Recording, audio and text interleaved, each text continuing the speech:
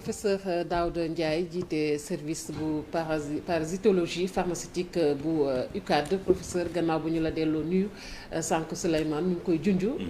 xamuñu fu ñu jëm ëllëg ndax mbas mi ngi fi ndax duñ fi toogaat sax fi ak ñaari at di ko tuddaat professeur tey dinañ la interpeller ci ponk yu bari ñeel wàllu wér-gu-yaram waaye man li ma lay njëkk a laaj rek professeur mooy.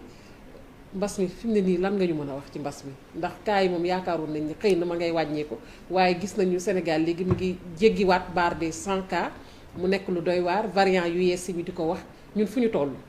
jërëjëf Fatou Kiné encore une fois di nuyu mbokku téléspectateurs ñuy seetaan yi ak ñi ma bokkal plateau bi waaw wax nga ko je pense que bu ñu xoolee le dernier rapport bi OMS def ci fan yi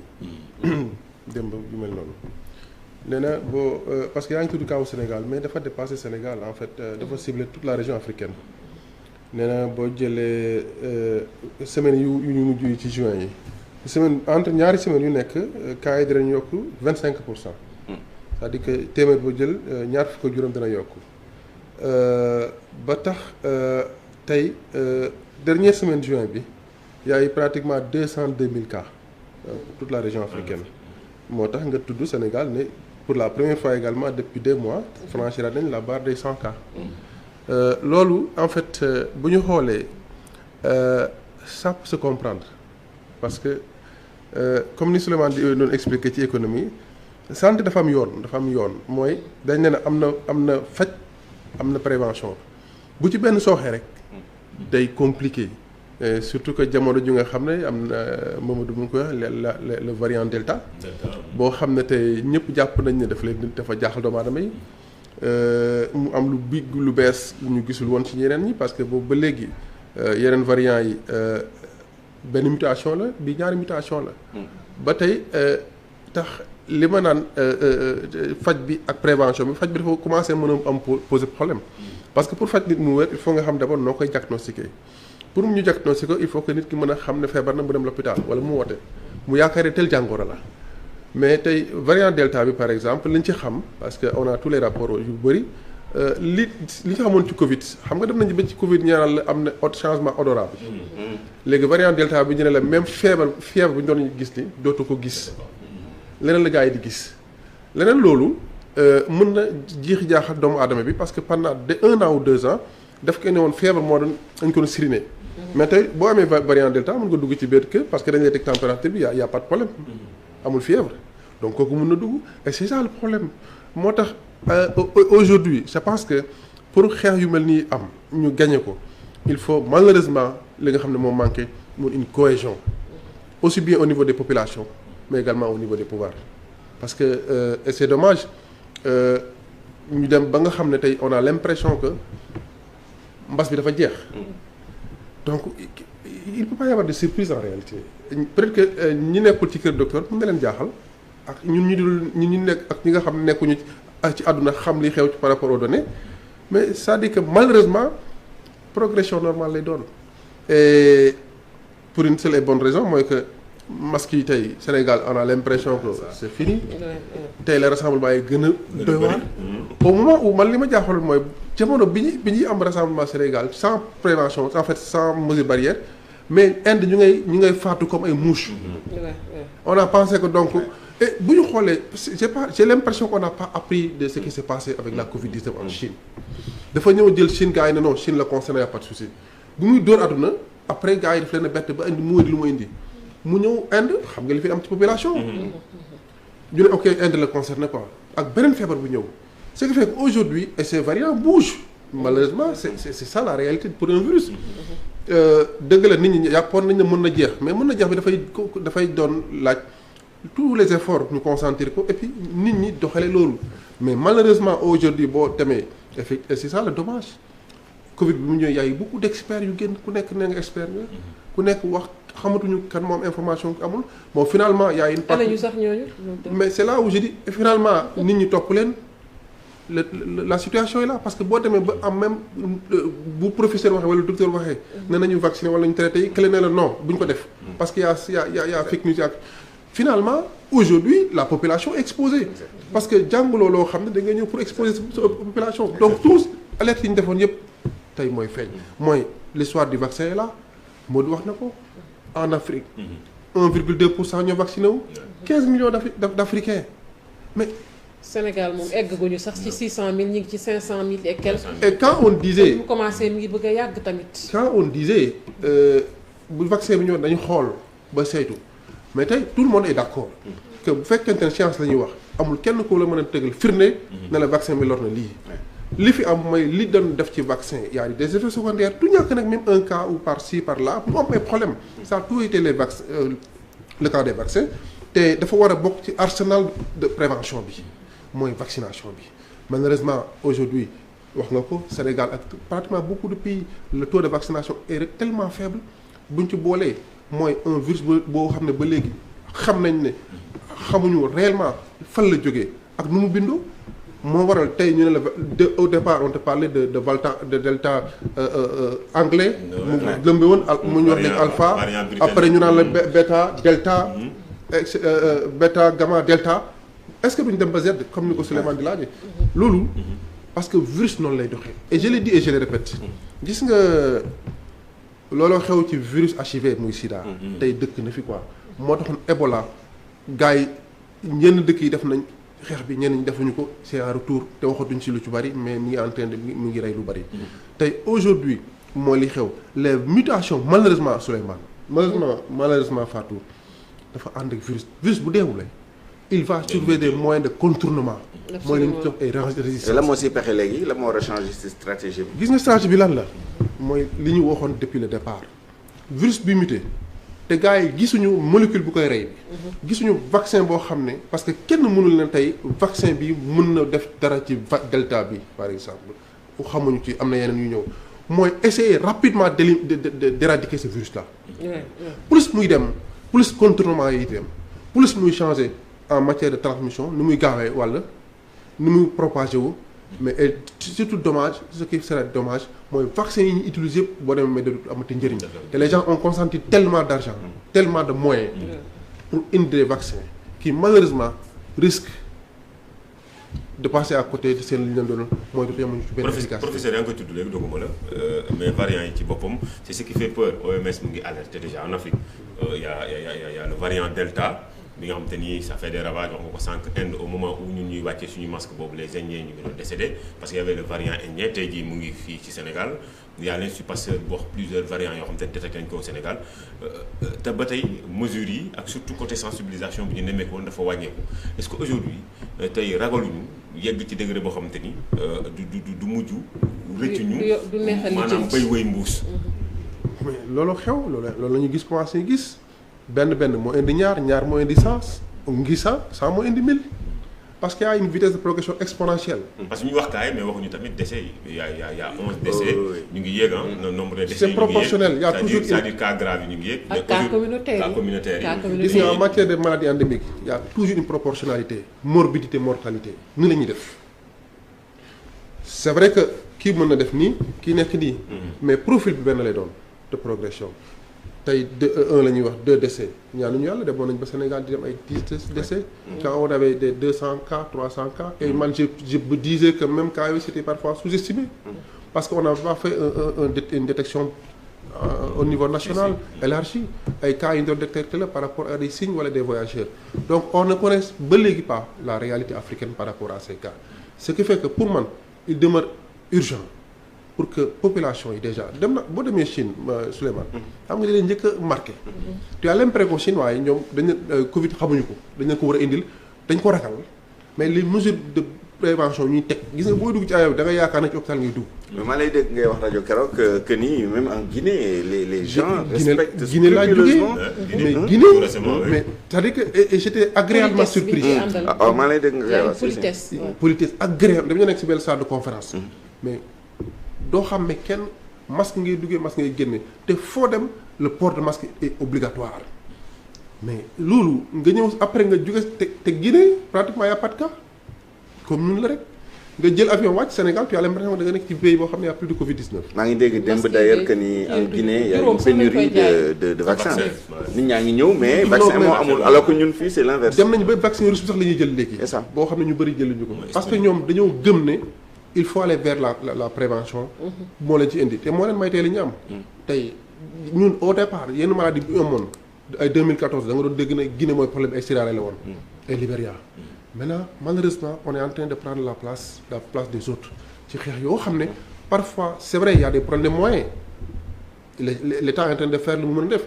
maintenant aussi au niveau de l'État également j'ai l'impression que sensibilisation bi wàññeeku na. par rapport à beaucoup de choses. et puis masque yi ngay wax sax professeur doguma la xam nga masque yi tey boo demee ca rond point Kër Massar ñu ngi koy jaayee benn juróom. li lay wan ne nit ñi jëndatuñu masque yi. masque yoo xamante ni bi muy doog a commencé 700 jëndee jaayee nañ ko benn masque mujj bi ñu koy jaay benn masque 500. 1500 sax masque jar na ko. mi ngi noonu léegi mu dem ba wàcc. di jar 100 francs tey muy jar juróomi dërëm. kon nit ñi ñoo takkatul masque yi léegi. donc c'est comme si. donc c'est comme si nit yi dañoo ragalatul feebar bi ak aussi tamit xalaat naa ne que mauvaise communication bi nga xamante ne moo amoon ci vaccin yi moo tax tamit nit yi ñemewuñu vaccin bi dara. waaw loolu am na mais pour man encore une fois les responsabilités sont partagées malheureusement. Que ce soit du côté de l'État ou du côté des populations mooy lan parce que tey li nga doon gisee masques yi ñu koy jàppale dëgg la ak cette communication agressive. et cette lutte communautaire nga xam ne bàjjenu gox yi les relais communautaires dañ doon wàcc gars yi di leen jàppale ci lu bari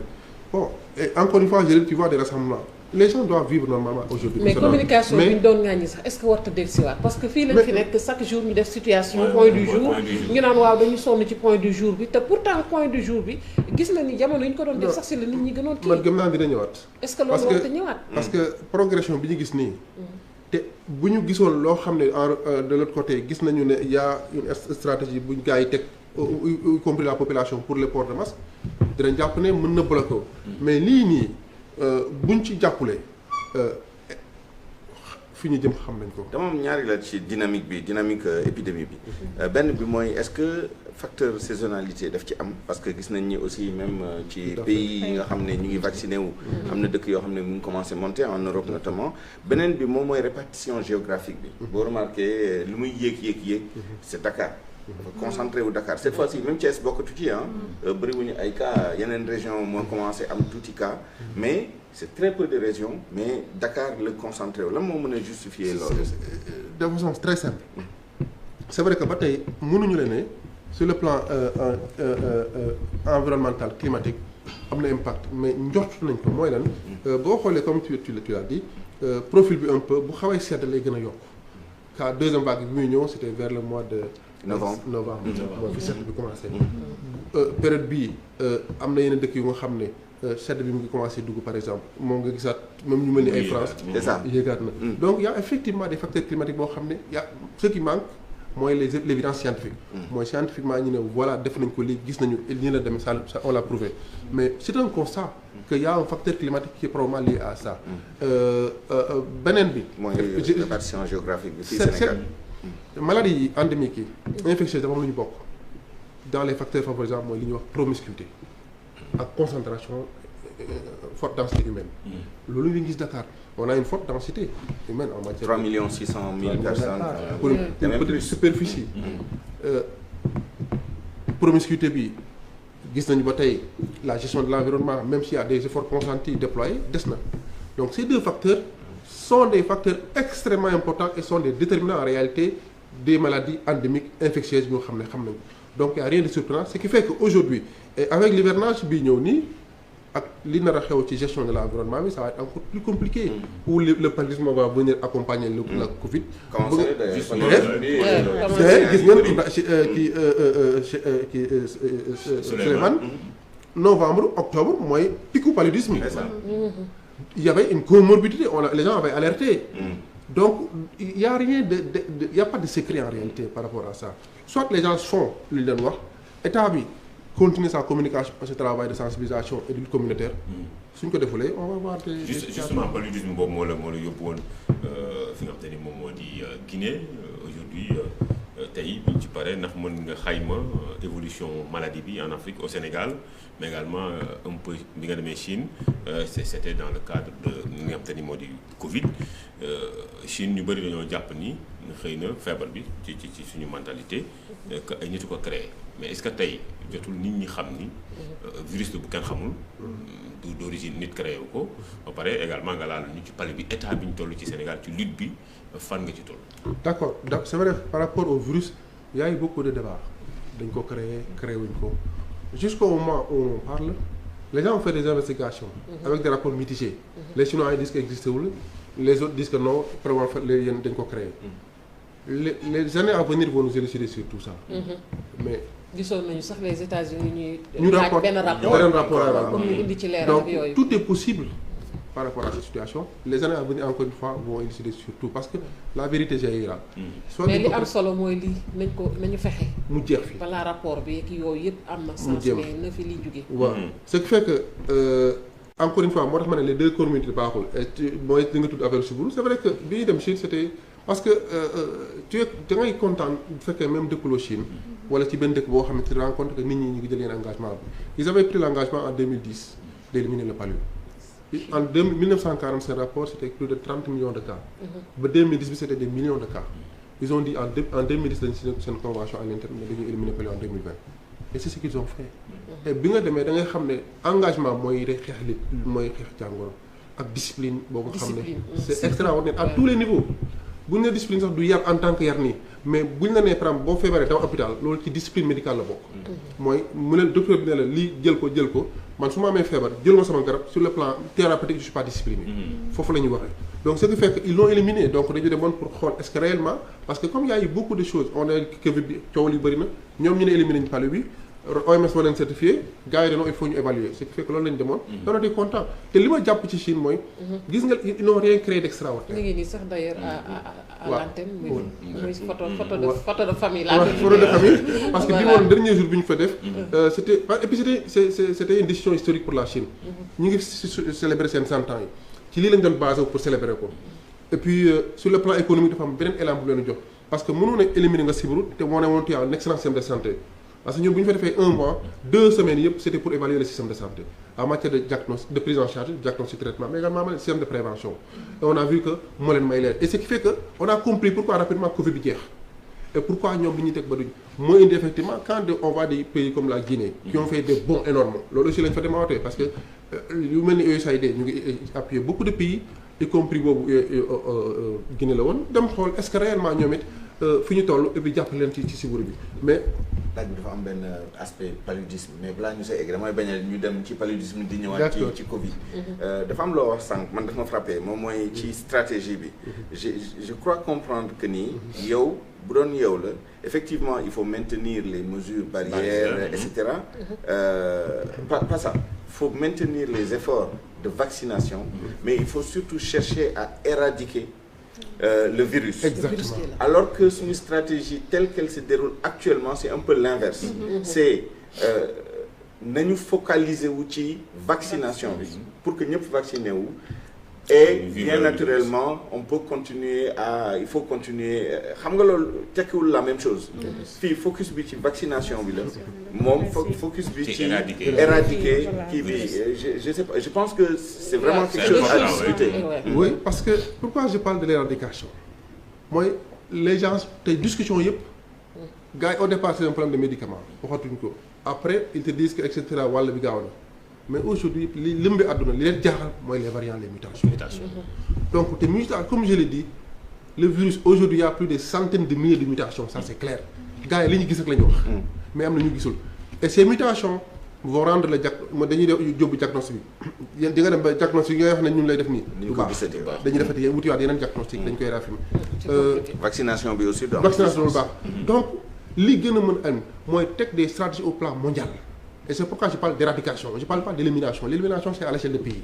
l'éradication à niveau planétaire pour que ñëpp bokk xeex bi et boo xoolee parfois quand tu vois même au Sénégal ou feneen bu ñu bëggee régler problème bi bëri c'est facile mën nañu ko gérer mais je may gëm ne bu ku nekk jëlee sa engagement ne je m'engage pour éradiquer la Covid-19 te mu nekk lu nga xam ne da nga ko comme un agent assermenté muy lu nga xam ne da nga ko jël dinañ ko éliminer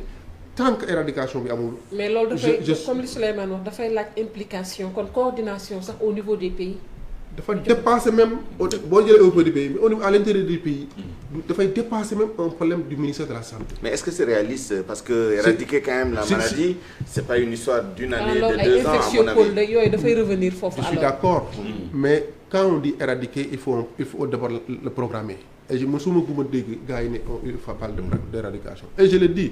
même boo ko éradiqué wul boo ko éliminé à l'échelle des pays ou à l'échelle africaine c'est pour qu'on l'élimine à l'échelle d'un pays. c'est-à-dire que je l'ai dit gis nga Chine bi ma fa demee li ñu éradiqué éliminé palu bi y a rien de secret. nous avons bi ñu demee on a rencontré tous les départements ministériels. ku ci nekk avec son rôle à jouer. et population également du niveau central ba au niveau le plus périphérique muy centre ville bi ba village yi dañoo jël xeex bi def ko seen affaire. ba nga xam ne ils sont engagés à éliminer ça. parce que li koy porter mooy une décision politique forte. créer ay infectiopôles également. lépp c'est-à-dire que je dis et c'est man pour man gëm naa ne du war a mun nekk la parce que am na lu ñu ci xamagul buñ ci concentré mën nañu am yaakaar mais il faut d'abord qu'il y ait une décision. ne dañuy war a jóg pour éradiquer. mais tey jii 600 millions yi nga xam ne bailleurs de fonds ñu ngi koy dugal ci Afrique jaarale ko ci Aspen mu di benn géant pharmaceutique en Afrique du Sud jàppal loolu xëy na début de solution la parce que ils veulent les bailleurs de fonds vacciner presque des millions d'Africains du moment que ñun xëy na dañoo bañ a vacciner est-ce que loolu du début de solution. oui et non oui mooy on a besoin de tous les partenaires ensemble. ñu dugg ci xeex bi tous les partenaires. non parce que du question parfois juste un problème financier on a vu beaucoup de maladies yi nga xam ne tey Europe il y a eu beaucoup de milliards dépensés au niveau pour la Covid-19. ñu jàpp ne non dañu jël ay vaccins et cetera bon gars yi am na yenn mesures yi ñu deful yi ça pour moi il faut falloir sur tous les plans une forte collaboration de tous les départements et de tous les acteurs. mu nekk une réalité gars yi ne ok comme ni ko président doon defee au départ Covid bi chaque jour da ngay gis ne moom ci moom mooy porter le combat bu ko man je pense que c'est foofu laa koy appeler l'État ñu combat porter waat combat bi et que ñoom en tant que chef d'État ku ci nekk xool sa morom nu ñuy liggéey et on est en train d'harmoniser tout ñu ngi wax affaire franc CFA ñu ngi koy harmoniser pourquoi dans le cadre de la lutte on n'harmonise pas tout parce que les populations bougent boo liggéeyee le problème régler ko pourquoi mën na wax sànq éradication mën nañu régler problème au niveau de la Guinée ou de la Mauritanie Sénégal Nigéria defu ko wala Togo defu ko mais les gens bougent. internationalisation des voyages qu'on le dise ou pas la réalité mooy les cas importés mënuñoo gis tous les cas importés. nit dina dugg gars yi def ko température dara nekk fa fekk mu ngi phase d'incubation mu dem këram une semaine affaire bi génn xamu ko mu wàllu nit ci loolu fi indi variant delta parce que bi ñu ñëw gisuñu ko. yeneen variants yi donc c'est encore une fois pour man ne ku nekk jël sa engagement. def ko muy sa problème personnel. bu ñu ko defee am nañu yaakaar sinon des complications. beneen bi mooy balaa ñuy yëkkati jotaay bi foog ñu tudd ko da nga jiite mouvement muy mouvement action ñu gis ne ni dañuy jël say nataal di ko def ci mbirum politique. waaw ça je l'ai dit hier c'est pas gentil moi je l'ai dit en toute honnêteté dama gis démb bërki démb am ko ma woon ne ma gis naa diw sama xarit la gis na yéen a bokk di liggéey parce que ci tel ma ne ko non xaw ma waa ji après moi waaye ma photo bi ma j'ai dit y a problème. parce que c'est vrai booy def dara fii ku ne da ngay gëm ne yow sa bopp doy na la c'est pas parce que ànd naa ak Mamadou rek que forcément li ma bëgg dama koy am boo demee ànd ak Mamadou sax problème lay indil il se peut que man ànd ak man sax problème lay indil ànd ak Souleymane mun naa am baax na mu gën ci man mais c'est-à-dire que il faut ñu continuer gëm ne c'est-à-dire que et puis yooyu rafetul parce que comme on parle de données personnelles ak leneen bon c'est pas joli daal c'est-à-dire que image nit nga koy jël même bu dee lu rafet la tàggu ko mu xam parce que c'est loolu moom mooy li may wax rek pour Sénégalais yi ñu gëm suñu bopp ci lu bari mooy bul jàpp ne kële moo ëpp am na yëre bu rafet wala am na lii moo la ëppale wala dara peut-être que wala moo la ko tuut rek mais boo demee yow li nga am ci askan wi wala mel que moom melu ko je pense que loolu c'est important. ok donc Chine daal di éliminer li nga xamante ni mooy paludisme nga bokkoon ci mission d'évaluation bi tey résultat bi lan la signifier. fierté pour dire très honnêtement avec humilité que fierté la parce que quand il s'agit de l'évaluer la Chine. Le monde s'est dit il faut chercher 3 experts à travers le monde ñoo war a def évaluer le système de santé de la Chine une des puissances mondiales aujourd'hui en matière de technologie en matière de connaissance et de recherche ñu jël 3 et on dit que les 2 doivent être des sages mooy au-delà de leur expérience ce sont des personnes qui ont au minimum 70 ans chef de file il a 82 ans c'est un Anglais l'autre qui a beaucoup fait dans le cadre de Fred Binka il a 75 ans ñu xool ci 3e bi ñu tànn lañu ne yow la ñu wala pour nga dem par rapport à l'expertise ak loolu et pratiquement mission bi technique bi yow yaa ko yore loolu ça valorise ça c'est une reconnaissance de l'expertise africaine bi ñuy dem c'est ce qu'on nous a dit mooy vous allez pas en tant que personne mais tu vas pour représenter l'Afrique parce que on a choisi un Africain tu es là-bas donc te moo tax li ñu ma doon wax toujours avant may dugg avion bi pendant une semaine dañu ma doon briefé. sache que ce que tu feras engagera l'Afrique. et mu bu na jaar yoon. bul am benn xel ñaar ci dara bul am benn pression wala dara loo jàpp lépp lu lay li nga yaakaar ne mooy science teg ko ci table bi. ba tax bi ñuy pare mission bi ndeysaan bi ñu defee 1 mois mooy jour bi nii boobu tous les départements ministériels ñu toog l'armée les finances ñëpp toog le rapporteur moo doon le Brian Greenwood de 82 ans bi nga muy dugg ci salle bi nee na moi j'ai fait du travail dans la santé publique en Afrique depuis 45 ans kële leen depuis 40 ans mu ne ma ça c'était man gëw moo ne dinaa egg benn jour boo nga xam ne la moitié de l'humanité man ñun ñoo leen di certifier def tampon nañ ñu éliminer nañ ko bi muy dugg ci salle bi muy présenté doon jooy. Donc l'autre Binka, il avait les larmes aux yeux. Parce que c'est l'histoire qui parle et c'est historique. Tey dugg ci document chinois yi ci lu bari. Donc le fait d'avoir un Africain dans ce panel pour certifier la Chine et que immédiatement bu ñu demee dindiwuñu virgule sur suñu rapport. Il y a 3 autres panels yoo xam ne évalué nañ ko à travers le monde xool la ñu bind tegguwuñ ci virgule. bu ñu ko validé pour man ça prouve l'école dakaroise. c'est en fait ça que j'ai appris et pour dire que ñun lu ñu bëgg a liggéey ci wàllu santé ak lu mu mënti doon jàpp naa ne am nañu xam-xam bi il suffit juste ñu am ànd un peu de patriotisme ak bëgg suñu réew lu bëri mën nañu ko régler. Professeur balaa ñuy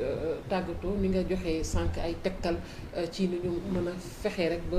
feguwaat ci mbas mi ndax mi ngi fi ba tey sa xam-xam màcc ci wàllu sibiru mooy li ñuy bëgg a tëjee nii. ma bëgg tamit foofu lan ngay wax sénégalais wax nga ko Chine est une bonne école éradiqué na sibiru Sénégal tamit tey ban taxawaay lañ war a amal rawatina ci yi ñu duppee ba nëgë ni xëy na duñu ne ay zone rouge parce que xëy na Sénégal tam mi ngi def ay effort ci xeex sibiru mais ba nëgë ni ci bëj saalumu réew mi sibiru bi ba tey mi ngi fay am sénégalais yi loo leen di dénk. li may dénk Sénégalais j'ai entendu docteur Doudou Sène mu yor sibiru ci ministère de la santé mu ne na gars yi nelaw ci sànke yi kooku day élément fondamental parce que on n'a pas de vaccin aujourd'hui il y a des accès vaccinaux yoo xam ne ñu ngi ñëw 2022 la ñuy wax mais ba tey lañ ci gis c'est relativement bon ou je sais pas mais gars yi di tëdd ci sànke yi mooy les moustiquaires imprégnés surtout dans les zones rouges c'est important deuxième bi mooy comme li ñu wax ci Covid bi li taxoon Sénégal chuté am à pas progressé sur le plan de la mortalité morbidité en matière de gain de 35% en les années 2000 ba 2% en 2019 c'est parce que nit ñi nii li ñu gënoon a yitteel moo doon ku ci feebar rek def nga hôpital ñu faj am médicament yu baax et c'est pourquoi je salue Sénégal parce que tey même adopté nañ benn méthode de diagnostic yoo nga xam ne ñun ñu nga xam ne liggéeyoon nañ ci l'OMS même ne non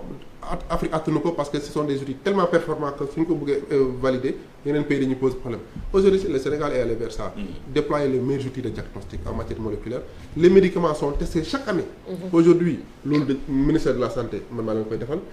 li may wax ak yow nii mardi am naa réunion pour yóbbu ni yenn chercheurs yi ñu dem sur le terrain chaque année dañuy jël doseur pour xool est-ce que toujours les médicaments que ñu utilisons mooy Coartem beeg AZAC bi ACT yi c'est efficace ou pas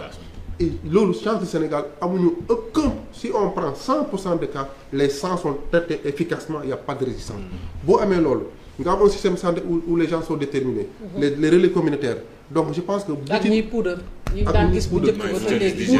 poudre bi amoon na mais amatul lu bari d'abord il y a des problèmes de moyens et deuxièmement il y avait l'impact sur l'environnement yooyu yëpp da ci jouer boo jëlee lu mel ni zone de captage ak yooyu dëgg askanu fay yeewoo tamit faaw ñu di leen bàyyi xel waaw donc population yi daal li nga xam ne moom lañ leen di dénkaat ci jamono nawet gi lañ nekk te ci le palu tue toujours chaque année malheureusement il y a pratiquement 300 ou 400 décès ci lu ñu gis il mën a yokk na ko on parle de 500 000 cas donc te encore une fois moustiquaire moo dimbali Chine traitement rapide gestion rapide des cas moo leen dimbali mais également autre chose qu'on puisse consentir beaucoup plus d'argent. Babacar Fall comme li mu wax rek. waaw mais jigéen ñi neen duñ ko takk ndax day ñaawal néegi. mais bu dee dalee aar. surtout tout le temps kay Souleymane. les enfants de moins de 5 ans ak les femmes enceintes. ñooñu même man su ma dëkkee ci kër nelawuma ci. nañu fexe ba xale yi nga xam ne ils n'ont pas parce que man am naa ce qu'on appelle une prémunition. man am na ay anticorps yu tuuti yu nekk sama yaram. dina mën a xeex si bu ba du ma rey. bu ma jàppee du ma rey. du ma faatu mais l'enfant de moins de 5 ans n'a pas une prémunition. la femme enceinte elle perd son immunité. ñaar ñooñu ala kulli xaal il faut que ñu dimbali leen ñu nelaw sànq yi au moins bu ñu amee feebar it mais au moins du leen lor. xam nga mooy li mu doon wax sànq muy wax ci Chine moom mooy responsabilité des citoyens et ce que j'appellerais le civisme sanitaire c'est-à-dire nga xam ne yow li lay du yow rek lay lor am na loo xam ne bu xewee day lor ñeneen ñi li mu si bëggoon yokk rek pour conclure mais pour rigoler un petit peu aussi parce que oui le problème c'est civisme boobu keroog dama gis benn image bu ma frappé sama quartier benn xale buy xam nga ñii di ramasser ordures yi ci charrette yi xale bi mu ngi ñëw di jël mbalit yi ci kër yi loxo neen ak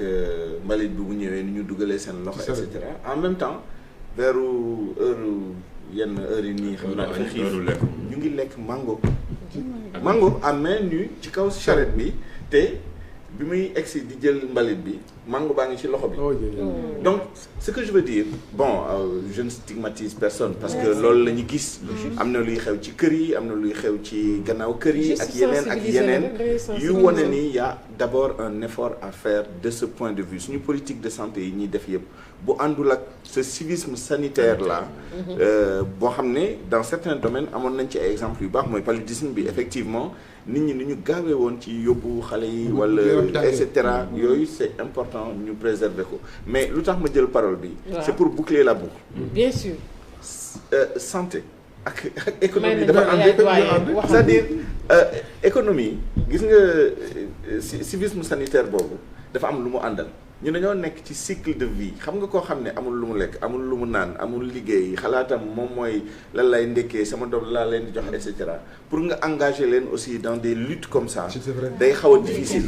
en Chine c'est ce problème là qu'ils ont réglé d'abord pauvreté amoon na fa bi Chine di am ay problème ci situation bi lañ tolloon pauvreté et même misère ci quartier yi ci kër yi ci zone rurale yi dañu njëkk a wan ne ñoom pauvreté pratiquement exactement ils l'ont éradiqué loolu la ñu réglé ils l'ont éradiqué dafa am loo xam ne dafa àndul ak pauvreté extrême àndul ak misère doo misérable ba pare di xalaat ay ni man lii day lor jàmbur sa bopp ngay tal tellement que doo tal sax sa dëkkandoo ma sa malak sa communauté donc il faut régler aussi le préalable vital c'est-à-dire la survie ku nekk ci situation de survie c'est difficile de l'engager ce qui fait que man même foofu naa la foofu rek ce qui fait que parfois nit dénga ko ne faju mais bala maa faju damay lekk ba pare absolument boo amul loo lekk doo am loo faju mais professeur nee nga war nañ lépp nan nañu éradiquer pauvreté bi j'espère que expérience boobu wala expertise boobu duñu waaw am na lu bëri lu ñuy daale l'avantage que nous avons quand on était en Chine heureusement on nous avait ouvert toutes les portes donc amul ñun ñoo doon décider tel ministère la ñuy recevoir la ñuy gis tel système on a tout heureusement les portes étaient ouvertes parce qu'ils voulaient ñu aussi montrer ñu que ñoom ils sont parce que bu ñu amoon fenn fu ñu bloqué woo ñun on dit que am na lu ñuy nëbb donc toutes les portes étaient ouvertes donc am na lu bëri lu ñu ci jàngate lu nga xam ne incha allah on va faire bénéficier de ça à l'Afrique et au Sénégal jërëjëf ñu koy dellu di jaajëfal bu baax a baax professeur Daouda Ndiaye li ñu doon ko dalal tey jile mu jiite service département parasitologie bu UCAD ñu koy jaajëfal bu baax a baax di jaajëfal également doyen Souleymane Niang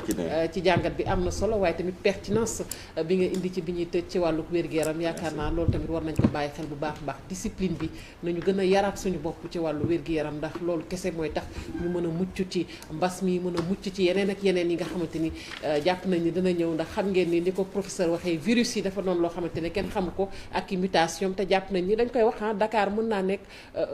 épicentre des épidémies ndax tey jii ni ñuy dugalante ak ni ñuy génnalante donc nañu gën a bàyyi xel loolu di jaajëfal ma femme mi assuré woon pàcc bi ñu jagleel caada Mamadou Fall maa ngi lay sant di la gërëm mbokk yi dig nañ leen daje rek ci yeneen jotaay ñu leen di ñaanal kenn daloo jàmm te di ko sàkku ci yéen